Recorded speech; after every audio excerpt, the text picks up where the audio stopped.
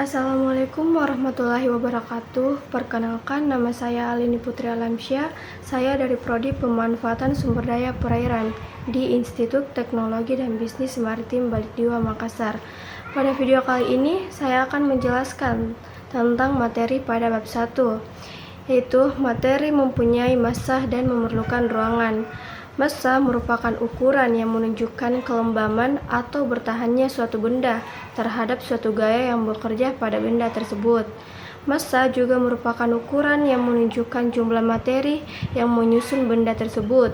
Suatu massa biasanya adalah gram atau G. Massa M berbeda dengan berat atau W. Berat merupakan gaya yang bekerja pada suatu yang bermassa M dengan percepatan gravitasi atau biasa disebut gaya gravitasi. Suatu berat biasanya dalam Newton. Materi dibedakan atau diklasifikasikan menjadi yang pertama, zat tunggal atau zat murni. Zat tunggal dapat dibedakan menjadi dua, yaitu unsur dan senyawa. Unsur sendiri yaitu zat tunggal yang tidak dapat diuraikan secara kimia menjadi zat lain. Sedangkan senyawa yaitu zat tunggal yang dapat diuraikan secara kimia menjadi zat lain atau unsur-unsur penyusunnya atau senyawa yang lebih sederhana. Yang kedua, zat campuran. Zat campuran dapat dibedakan menjadi dua, yaitu campuran yang bersifat homogen atau larutan dan campuran yang bersifat heterogen. Menurut Einstein, massa atau M dapat berubah menjadi energi E atau sebaliknya. C sama dengan cepat rambat cahaya atau kecepatan cahaya. Energi merupakan penyebab utama terjadinya perubahan materi. Perubahan materi dapat dibedakan menjadi A. Perubahan fisika atau perubahan fisik, yaitu perubahan pada wujud atau penampilan fisik atau sifat fisik, tetapi identitas dasarnya atau sifat kimianya tetap masih materi semula. Perubahan fisika ini tidak menghasilkan zat lain. Contoh, lilin meleleh karena dipanaskan, air menguap, kayu dibuat menjadi bangku. Perubahan kimia yaitu perubahan pada identitas dasar atau sifat kimia sehingga materinya berbeda dengan materi semula. Perubahan kimia ini menghasilkan materi atau materi baru. Contohnya lilin terbakar, kayu melapuk, besi berkarat. Selanjutnya, sifat-sifat materi. Berdasarkan kaitannya dengan perubahan materi, sifat-sifat materi dapat dibedakan menjadi yang pertama, sifat fisika atau sifat fisik, yaitu sifat yang berhubungan dengan penampilan. Selanjutnya, sifat-sifat materi berdasar kaitannya dengan perubahan materi. Sifat-sifat materi dapat dibedakan menjadi yang pertama, sifat fisika atau sifat fisik, yaitu sifat yang berhubungan dengan penampilan fisik yang biasanya dapat diamati dari luar materi. Sifat fisik ini tidak menyebabkan terbentuknya zat lain, contohnya warna, bau, rasa, titik gidih, massa jenis. Dan yang kedua, sifat kimia, yaitu sifat khas yang menjadi identitas dasar materi yang dapat diamati di dalam materi tersebut. Sifat kimia ini berhubungan dengan perubahan menjadi zat lain atau menyebabkan terbentuknya zat lain, contohnya keelektronegatifan, kereaktifan, energi ionisasi, energi kaitan. Berdasarkan dengan ukuran atau jumlah materi, sifat-sifat materi dapat dibedakan menjadi yang pertama, sifat ekstrinsik, yaitu sifat yang besarnya bergantung pada jumlah atau ukuran materi, contohnya massa, berat, volume. Dan yang kedua, sifat intrinsik, yaitu sifat yang tidak bergantung pada jumlah atau ukuran materi, contohnya bau, warna, rasa, massa, jenis, titik didih, sifat kimia, misalnya keelektronegatifan, kereaktifan, energi ikatan. Hukum-hukum dasar yang berhubungan dengan materi. Yang pertama, hukum kekekalan massa oleh Antonin Laurent Lavoisier pada tahun 1989.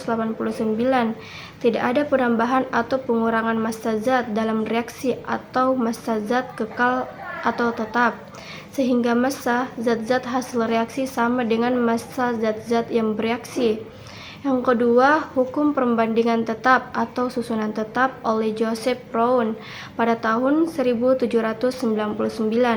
Dalam suatu senyawa, perbandingan massa unsur-unsur penyusunnya selalu tetap. Hukum perbandingan berganda oleh Dalton pada tahun 1805. Bila dua unsur dapat membentuk lebih dari satu macam senyawa, maka perbandingan sederhana massa kedua unsur dapat senyawanya berbanding sebagai bilangan struktur atom yang ada pada bab 2. Baik struktur atom, partikel penyusun atom yang pertama, elektron merupakan partikel yang bermuatan negatif menurut C.C. Dan yang kedua, proton merupakan partikel yang bermuatan positif. Dan yang ketiga adalah neutron merupakan partikel netral. Perkembangan model atom, beberapa model atom yang penting untuk diingat. Yang pertama, model atom Dalton. Dalton menggambarkan atom sebagai bola pejal yang sangat kecil. Menurut Dalton, atom adalah partikel terkecil dari suatu unsur. Atom-atom dari unsur yang sama, sifat dan massanya sama, sedangkan atom-atom dari unsur yang berbeda, sifat dan massanya juga berbeda. Dalam senyawa, atom-atom dari unsur yang berbeda melakukan ikatan kimia dengan perbandingan numerik sederhana. Dalam reaksi, atom-atom tidak dapat diciptakan atau dimusnahkan. Dan yang kedua, model atom Thomson. Menurut Thomson, atom merupakan bola pejal bermuatan positif yang di dalamnya terdapat elektron-elektron yang bermuatan negatif. Sehingga, secara keseluruhan, atom muatannya netral. Dan yang ketiga, model atom Rutherford. Menurut Rutherford, atom terdiri atas inti atom yang bermuatan positif. Inti atom dikelilingi elektron bermuatan negatif yang bergerak terus dengan lintasan yang disebut kulit atom. Yang keempat, model atom Niels Bohr. Menurut Bohr, elektron bergerak mengelilingi inti atom dengan lintasan yang merupakan tingkatan energi tertentu. Terdapat beberapa tingkatan energi di sekeliling inti atom. Elektron dapat berpindah lintasan atau tingkat energi dengan disertai menyerap atau memancarkan energi. Model atom ini tidak dapat menjelaskan atom yang berelektron banyak atau lebih dari satu. Yang kelima, model atom mekanika kuantum atau mekanika gelombang. Posisi dan momentum elektron dalam atom tidak dapat ditentukan atau diketahui dengan pasti. Asas ketidakpastian Heisenberg hanya dapat ditentukan kebolehjadian atau kemungkinan ditemukannya elektron pada orbital. Di sekeliling inti atom terdapat beberapa tingkat energi atau kulit. Setiap tingkat energi terdiri dari satu atau beberapa subtingkat energi atau subkulit. Setiap subtingkat energi terdiri dari satu atau beberapa orbital. Setiap orbital kemungkinan terdapat saling banyak dua elektron. Kedudukan elektron dalam atom dapat diterangkan dengan persamaan fungsi gelombang Schrödinger atau Y, persamaan diferensial order kedua yang menyatakan energi total atau E, energi potensial V, dan massa M sebagai fungsi posisi elektron dalam tiga dimensi X, Y, dan Z. Penyelesaian dari persamaan fungsi gelombang Schrödinger diperoleh tiga macam bilangan, yaitu bilangan kuantum N, azimut I, dan magnetik M. Kemudian, untuk membedakan dua elektron dalam sebuah orbital dibuat bilangan kuantum spin atau S. Posisi elektron dalam atom ditentukan dari bilangan kuantumnya. Yang pertama, bilangan kuantum utama atau N, bilangan tingkat energi atau kulit atom. N sama dengan 1, 2, 3, 4, 5, 6 dan kulit sama dengan KLMNOPQ. Yang kedua, bilangan kuantum azimut menunjukkan subtingkat energi atau subkulit. Yang ketiga, bilangan kuantum magnetik atau M menunjukkan orbital. Yang keempat, bilangan kuantum spin atau S untuk membedakan dua elektron dalam sebuah orbital. Yang pertama, aturan Aufbau. Elektron menempati orbital sedemikian rupa untuk meminimumkan energi atom. Yang kedua, aturan Hund. Jika terdapat orbital-orbital dengan tingkat energi yang sama, elektron menempatinya sendiri-sendiri. sebelum menempatinya secara berpasangan. Tabel periodik unsur pada bab 3. Tabel periodik unsur. Tabel periodik bentuk panjang. Unsur-unsur disusun berdasar kenaikan nomor atomnya. Unsur-unsur yang sifatnya mirip diletakkan segolongan dalam satu kolom. Beberapa istilah dalam tabel periodik panjang yaitu periode, baris, jumlah kulit atom, bilangan kuantum utama atau N terbesar, terdiri periode 1 sampai 7. Periode pendek sama dengan periode yang berisi 2 unsur atau periode 1, atau 8 unsur sama dengan periode 2 dan 3. Periode panjang, periode yang berisi lebih dari 8 unsur atau periode 4, 5, 6, dan 7. Golongan sama dengan kolom sama dengan kelompok unsur yang sifatnya sama atau mirip, terdiri golongan utama A dan transisi B. Unsur blok S, unsur yang konfigurasi elektronnya berakhir pada orbital S. Unsur blok P, unsur yang konfigurasi elektronnya berakhir pada orbital P. Unsur blok D adalah unsur yang konfigurasi elektronnya berakhir pada orbital D, dan unsur blok F, unsur yang konfigurasi elektronnya berakhir pada orbital F. Sifat periodik unsur. Sifat logam, unsur-unsur yang jumlah kulitnya sama atau dalam satu periode, semakin besar nomor atom semakin ke kanan. Sifat logamnya cenderung semakin lemah, atau sifat non-logam semakin kuat. Unsur-unsur yang segolongan, semakin besar nomor atomnya atau semakin ke bawah semakin banyak jumlah kulit atomnya. Sifat logamnya cenderung semakin kuat, atau sifat non-logam semakin lemah. Selanjutnya, jari-jari atom. Jarak dari inti atom sampai elektron terluar. Unsur-unsur yang jumlah kulitnya sama atau dalam satu periode, semakin besar nomor atom atau semakin ke kanan, maka tarikan inti atom terhadap elektron cenderung semakin kuat, sehingga jari-jari atomnya cenderung semakin kecil. Unsur-unsur yang segolongan, semakin besar nomor atomnya atau semakin ke bawah semakin banyak jumlah kulit atomnya. Jari-jari atomnya cenderung semakin besar. Selanjutnya, jari-jari ion positif. Semakin kecil jari-jari atomnya, jari-jari ion negatif, semakin besar jari-jari atomnya. Energi ionisasi, potensial atau ionisasi, energi yang diperlukan atom berwujud gas untuk melepas elektron untuk diikat paling lemah atau paling kuat terluar. Semakin besar jari-jari atomnya, maka tarikan inti atom terhadap elektron terluar cenderung semakin lemah, sehingga energi ionisasinya cenderung semakin kecil. Energi ionisasi elektron. Afinitas elektron sama dengan perubahan atau selisih energi. Jika atom netral berwujud gas menerima elektron, semakin besar jari-jari atomnya, berarti tingkat energi elektron terluar cenderung semakin tinggi, sehingga afinitas elektronnya cenderung semakin kecil. Selanjutnya, keelektronegatifan. Kecenderungan suatu atom untuk menarik elektron ke pihaknya dalam suatu ikatan kimia. Roberts-Mulliam. Energi ionisasi afinitas elektron, keelektronegatifannya X. Dalam satu golongan, semakin besar nomor atomnya atau semakin ke bawah elektronegatifannya itu cenderung semakin kecil. Dalam satu periode, jumlah kulit sama. Semakin besar nomor atomnya atau semakin ke kanan sampai golongan 7A, keelektronegatifannya cenderung semakin besar. Selanjutnya, sifat magnetik atau percobaan Stern-Gerlach. Interaksi antara atom-atom yang mempunyai elektron berpasangan dalam orbitalnya dengan medan magnet menyebabkan atom ditolak medan magnet atau diamagnetik.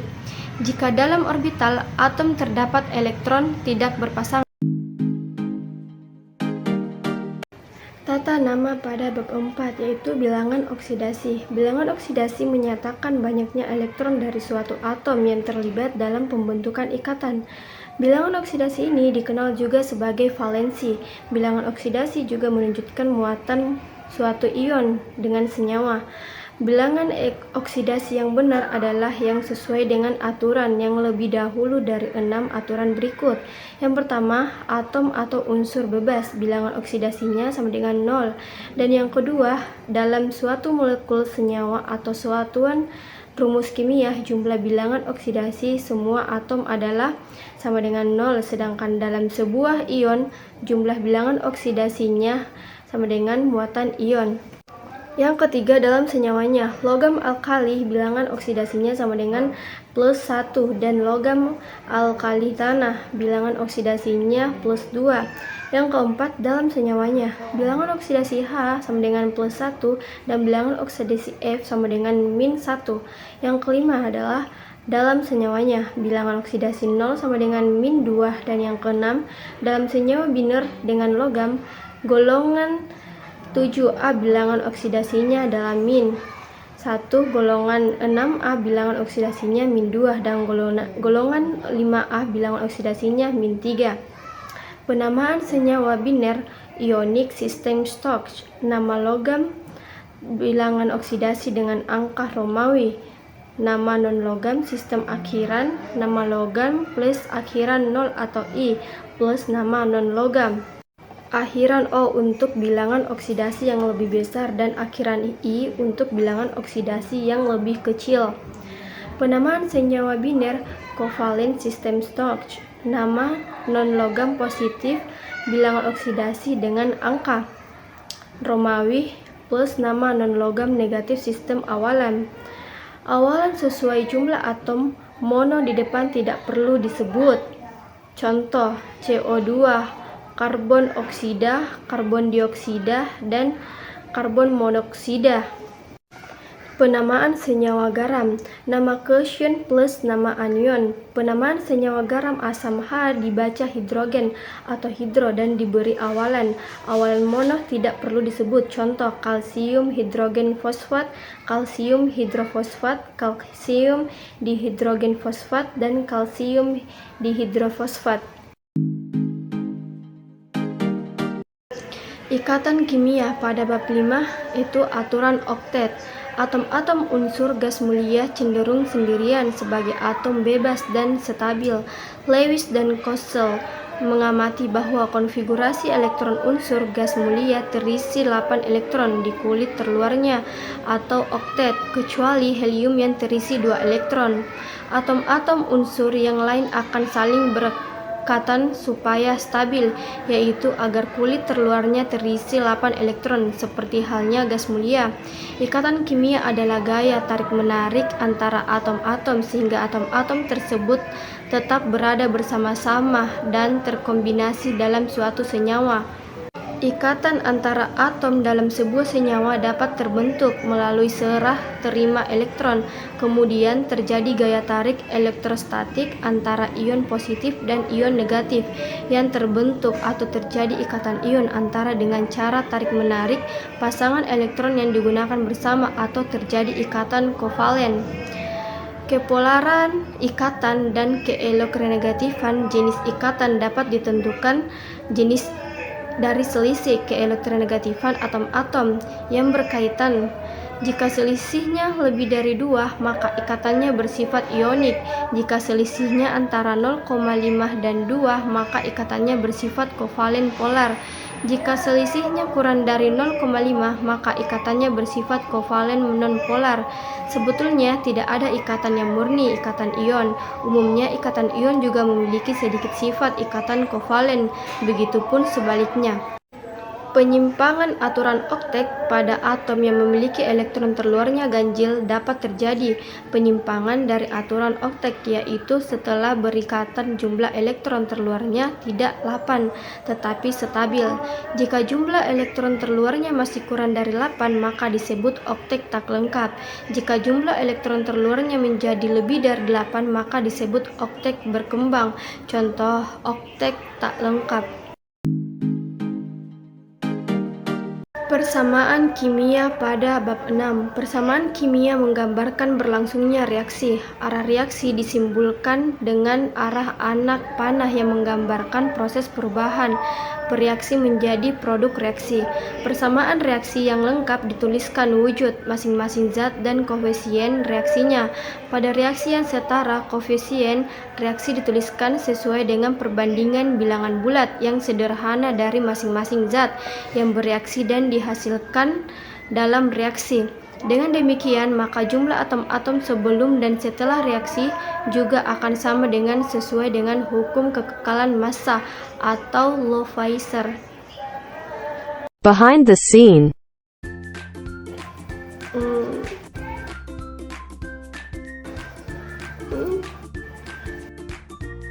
Mina di kloropat.